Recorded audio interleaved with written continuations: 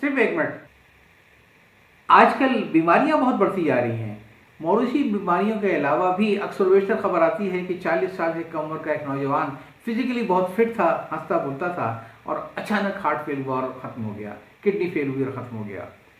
ये जवानी में हम बात, ये बूढ़ों के कांधों पर जवानों के लाशें, इसकी वजह बीमारियां होती हैं।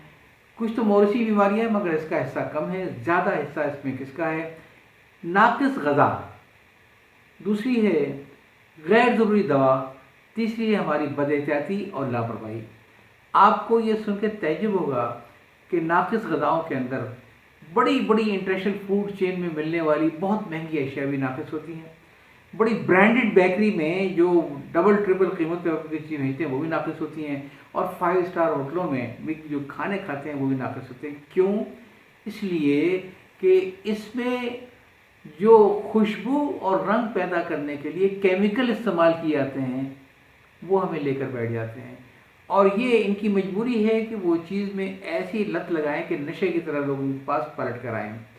तो अगर हम लोग थोड़ा सा इस बात को ख्याल करें कि जो चीज़ हमें नज़र आती है वो बड़ी खुशनुमा और हमें बार बार खाने को दिल चाहता है, उसमें कोई ना कोई यकीनन नशे की कोई चीज़ मिलाई गई है, तभी हमारा बार बार खाने को दिल चाहता है।